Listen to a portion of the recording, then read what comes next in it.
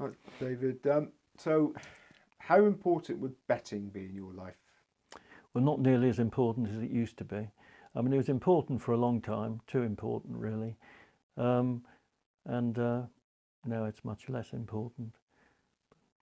I mean, one of the things you used to do, which is very, very popular with me, I don't know, I assume everybody else as well, because it was regularly, was the grab a grand for Christmas Yeah, do you know, I feature. still get people coming up to me and asking about Grab a Grand. And I think it was, one of the more popular things I did. And what was amazing was that, amazing to me, was that I actually made money at it. In fact, I looked back and I did, well, I may have done some earlier and I haven't got the records for it, but the last sort of 13 Grabber Grands, a couple of which were at Cheltenham, but the rest were before Christmas. I won almost £8,000, and I think I had 9 winning years and 4 losing years. And I did it for charity. It was great. And I often think, well, if I could win 8 grand on Grab a Grand, why wasn't the rest of the year like that? Because it definitely wasn't. Well, I was going to ask that. Did that trend continue No, throughout the year? no, it didn't. It was out.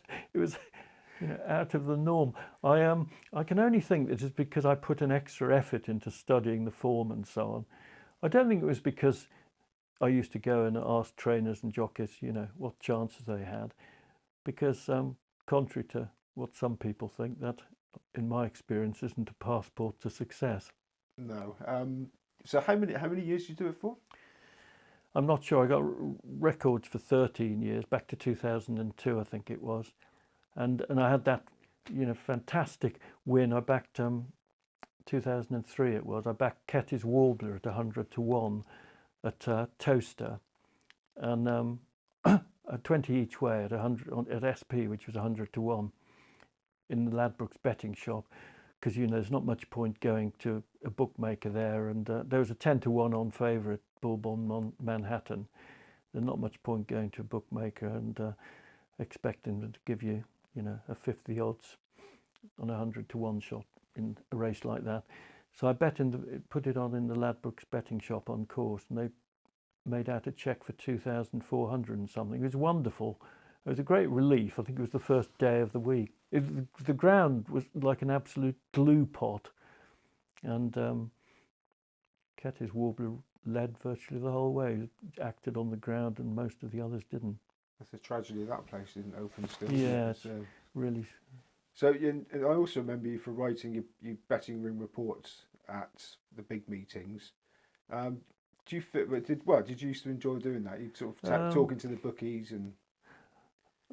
I sort of quite enjoyed it. I mean, it was something I was sent to do, and so, I got to know some of the bookmakers well as a result, and very helpful. I mean, people like Adrian Pariser, who bets as Sam Harris. He's always been very helpful. Freddie Williams. I remember Freddie Williams at Cheltenham. I had a particular brief we arranged with Freddie that I could talk to him after each race and talk to him at the end about, how he'd fared.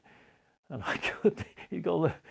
he's got the strongest Scottish accent imaginable. I thought, I can't understand what he's saying. This isn't going to go well. But it worked out all right in the end, and he was really helpful, even if he'd had a bad day. And his daughter Julie, who now stands at his pitch, she was really helpful too. So I'm not sure how much I enjoyed it. It was quite stressful at times. Because because you had to get the material, and a bookmaker at Cheltenham wasn't necessarily keen to give you a lot of time when his pitch had a queue of punters there.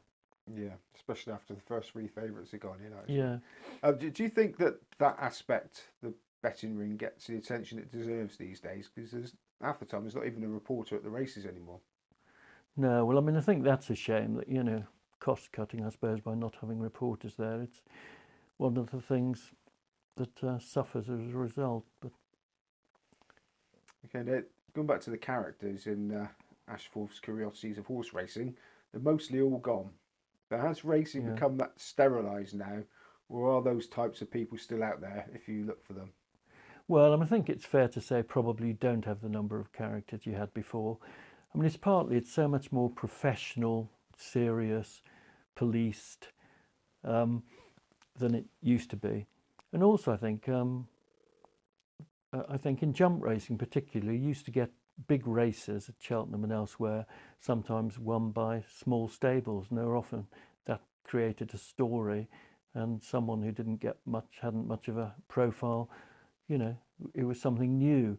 I mean, I don't think that it always seemed to me that when I started, it wasn't really the top of the tree trainers I wanted to interview, who, although very successful, don't necessarily have the most engaging stories to tell. It was the characters who I enjoyed, who I wanted to interview.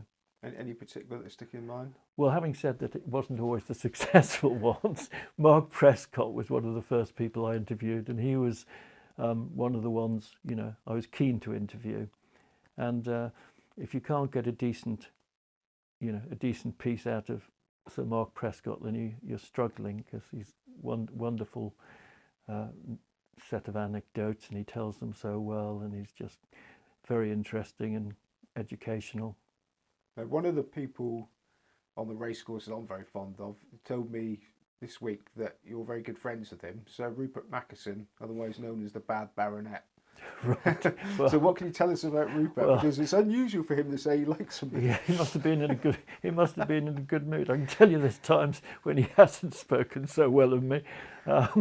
I mean, he's a one-off. He's a real character. It's amazing how he still does his book despite having physical problems.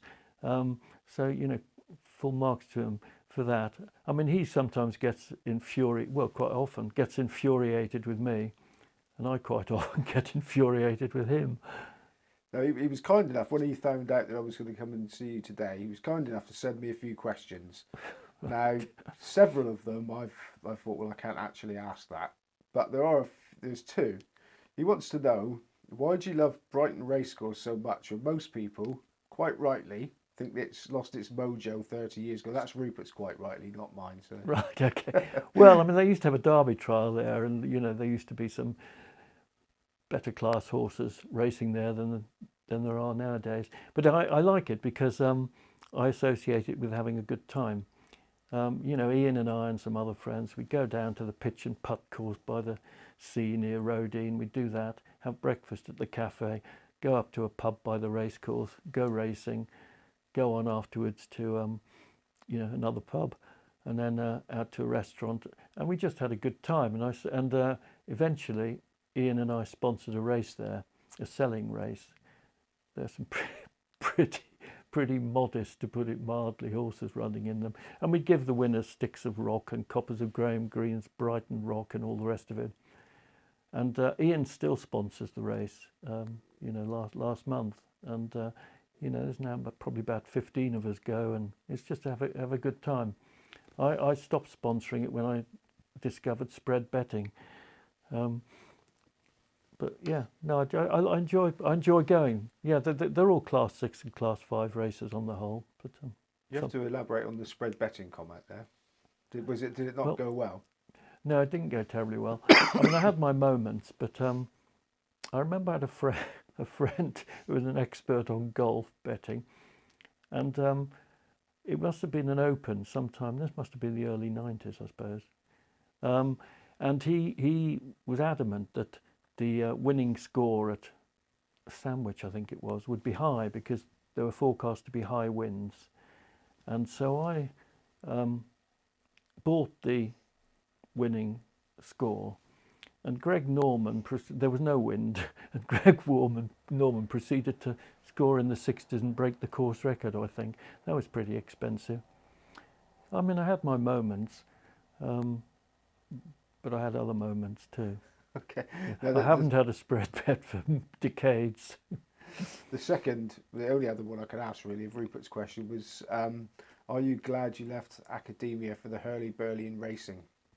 Yes, yeah, I am. I mean, I thought when I joined the sporting life, I thought it was bliss, really. You could get to see the races on TV. You could bet. You could talk to other people who are enthusiastic about about racing. You could go racing. You know, you could interview people who you wanted to interview, and you know, it was bliss. I sort of felt I'd found a bit late in life. I'd sort of found my niche. And was you sort of not rude that you maybe followed that path a few years earlier? No, not really, because I think I'm not sure I'd have had the confidence to do the job at the Sporting Life if I'd been in my 20s, maybe.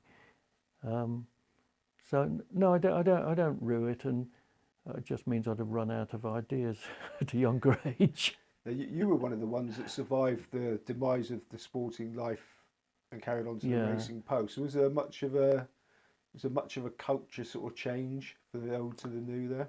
Somewhat. Yeah. I mean, it was a very sad time because obviously, because some people kept their jobs and some people lost their jobs, and the culture was slightly different. I'd say that the Racing Post was rather more serious than the atmosphere at the Sporting Life, but.